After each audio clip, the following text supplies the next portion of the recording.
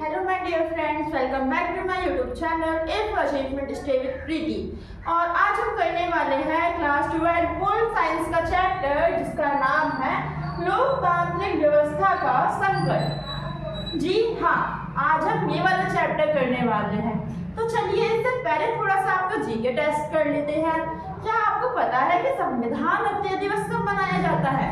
संविधान हत्या जो दिवस है वो 25 जून को मनाया जाता है। अब एक क्वेश्चन तो जरूर आता होगा कि वैसे संविधान हत्या दिवस क्यों कहा गया है? इसे संविधान हत्या दिवस इसलिए कहा गया है क्योंकि इसी डेट को हमारे संविधान के साथ छेड़छाड़ करने की कोशिश की गई थी और इसी कारण जो संविधान है उसमें कुछ बदलाव आने की आशंकाएं हुई, लेकिन बाद में वो बदलाव मिटा दिए गए या फिर वो नहीं हो पाए। ठीक है, तो आज हमें इसी पर अपना चैप्टर करना है। तो देखिए चैप्टर का नाम भी क्या है?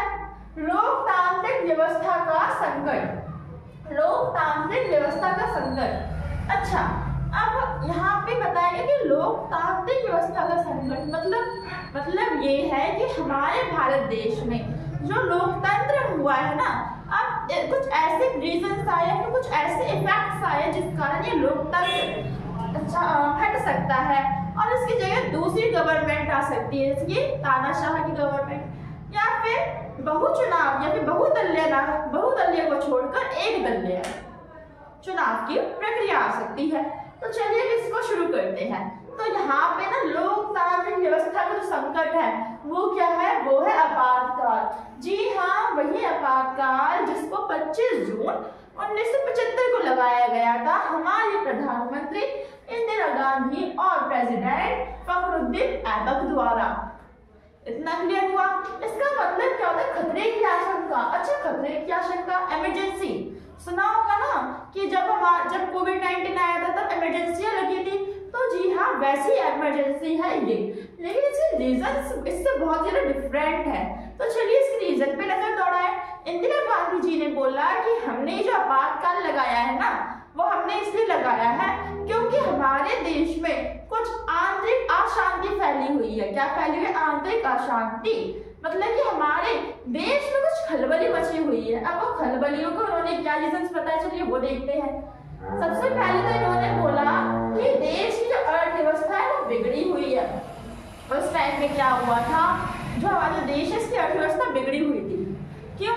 क्योंकि हमें पता है कि 1971 में भारत ने पाकिस्तान से युद्ध छेड़ा था, है ना? और युद्ध क्यों छेड़ा था? बांग्लादेश की आजादी के लिए छेड़ा था। तो बस अगर हमारा देश किसी से क्या करेगा, युद्ध करेगा, तो इससे कहीं ना कहीं हमें भी प्रॉब्लम्स आएंगी। हमारे भी खाने में, पैसों में, जीडीपी में, बहुत सारी चीजों में किल्लतें आएंगी, जिस कारण भारत की जो जीडीपी है वो डाउन हो गई।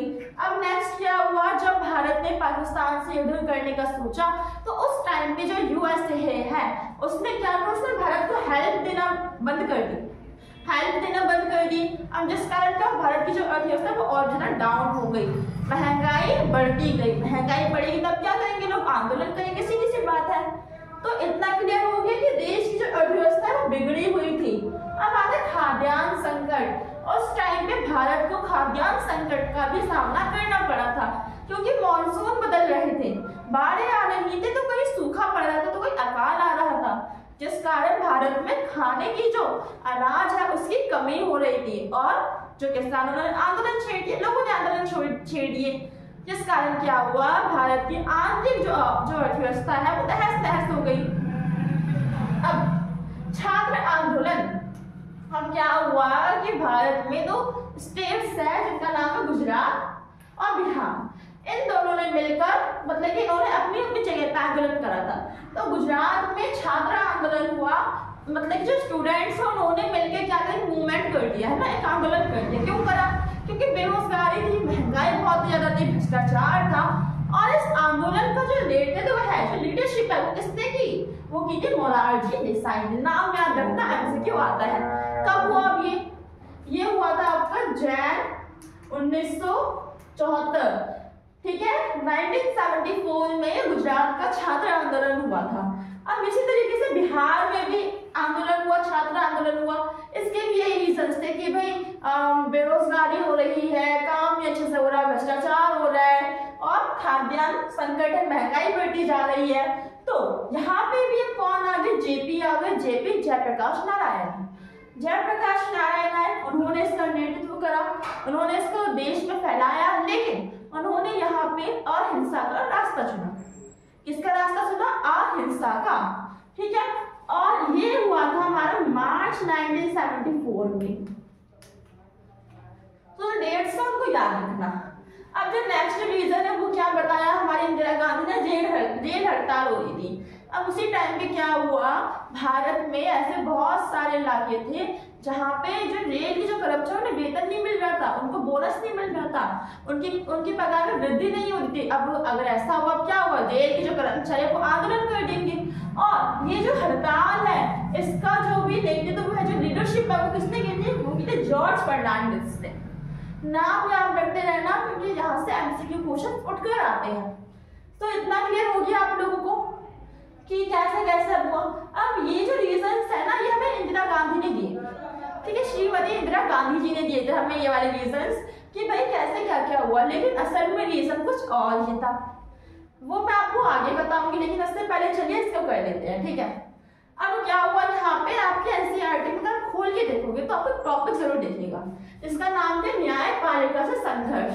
मतलब कि जो गवर्नमेंट है इंदिरा गांधी जी की और जो न्यायपालिका, उसमें कुछ ऐसी बातें हुई है जिससे दोनों के बीच क्या वो स्ट्रेस आ गया, तनाव आ गया, है ना, डिप्रेस हो गए। तो अब क्या हुआ, उस टाइम पे जो इंदिरा जो गांधी जी की जो सरकार है, उन्होंने न्यायपालिका से 3 मांगे रखी, सिफारिशें रखी या फिर कुछ क्वेश्चन पूछे। आप जो नाम देना चाहे वो दे सकते हो। सबसे पहला था कि क्या वो लोग मौलिक अधिकारों में कटौती कर सकते हैं। सेकंड क्या था, क्या ये संपत्ति के अधिकार में कुछ बदलाव कर सकते हैं।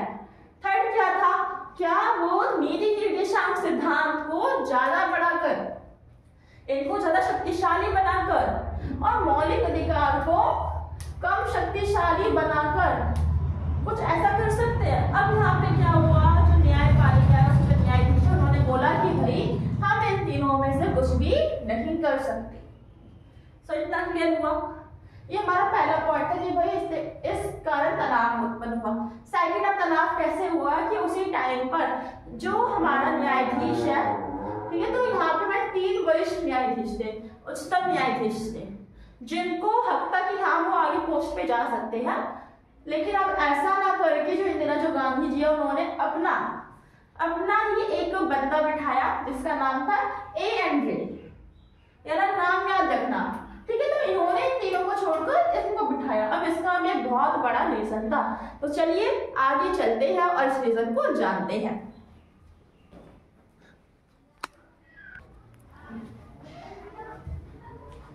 अभी जब हमने देखे कि जो आपातकाल लगा तो इसके बहुत सारे रीजन थे, लेकिन जो इसका जो मेन रीजन है वो यहाँ पे लिखा हुआ है, ठीक है।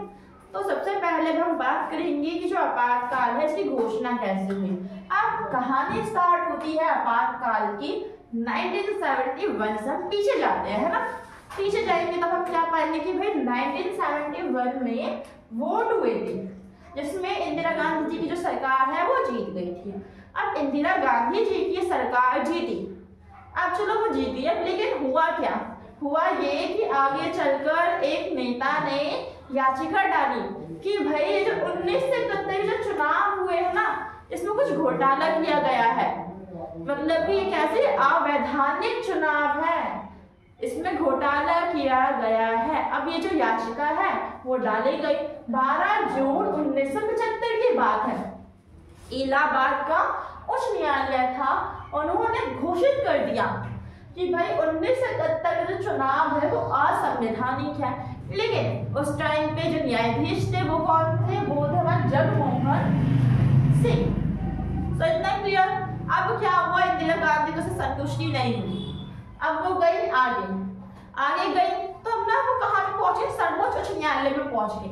अभी हमने यहाँ पे क्या पढ़ा कि सर्वोच्च उच्च न्यायालय में इंदिरा गांधी के द्वारा एक न्यायाधीश बिठाया गया था जिसका नाम था A.N. रे, ये नाम था।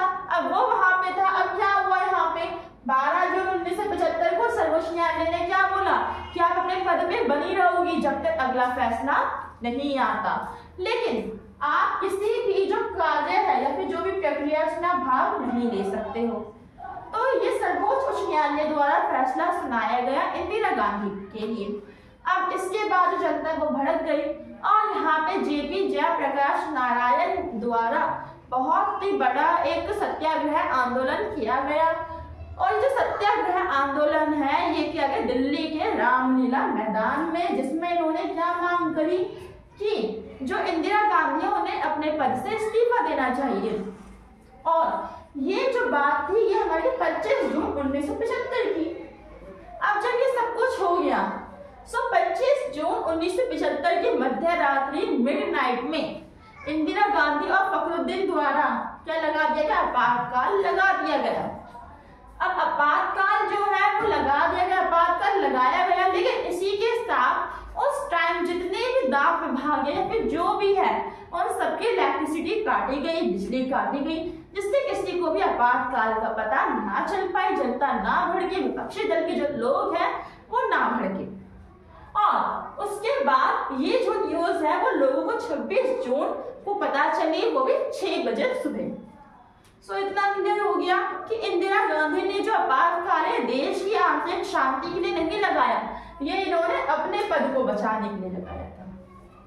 अब हम आते हैं आगे। अब क्या हुआ, इन्होंने आपातकाल लगाया, आपातकाल हमारा 18 महीने का चला था। अब इस आपातकाल के दौरान इन्होंने क्या क्या किया, इसके रिजल्ट क्या है, तो देखिए सबसे पहला तो इन्होंने जितनी भी हड़तालें हो रही थी उस पर रोक लगा दी। जैसे कि रेल हड़ताल जो भी हमने पढ़ी थी, उसके बाद उन्होंने जितने भी आंदोलन चल रहे थे उन सब पे रोक लगा दी। निवारक नजरबंदी, निवारक नजरबंदी होता है कि शक के बिना पर किसी को जेल में डाल देना। तो इस टाइम पे इंदिरा गांधी जी द्वारा किया गया कि जितने भी विपक्षी दल के नेता थे उन सबको जेल में डाल दिया गया। आपातकाल के दौरान सबके सब जेल में गए, जिस कारण अब कोई भी आवाज नहीं उठा सकता। नेक्स्ट, प्रेस सेंसरशिप पे क्या लगा दिया गया, प्रेस सेंसरशिप। अब इसका मतलब क्या है कि अब जो प्रेस है वो सरकार के खिलाफ कुछ भी नहीं छाप सकती, तो प्रेस सेंसरशिप लग गया। फिर जमात-ए-इस्लामी स्वयंसेवक कार्यक्रम बंद कर दिए गए।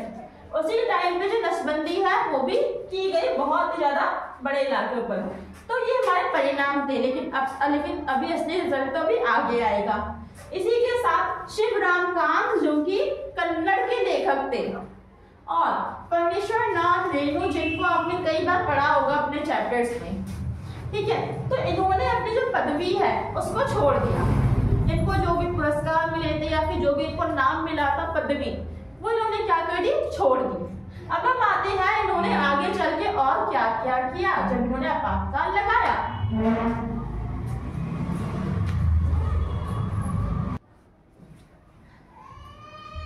अब क्या हुआ, इन्होंने आगे चलकर 42वें संविधान संशोधन के द्वारा, कौन सा संविधान संशोधन, 42वां, इसके अकॉर्डिंग उन्होंने बहुत सारे चेंजेस कर, बहुत सारे, ठीक है, और 1976 में आया था। लेकिन हमारे एनसीईआरटी में 2 मेन जो चेंजेस है वो बताए गए।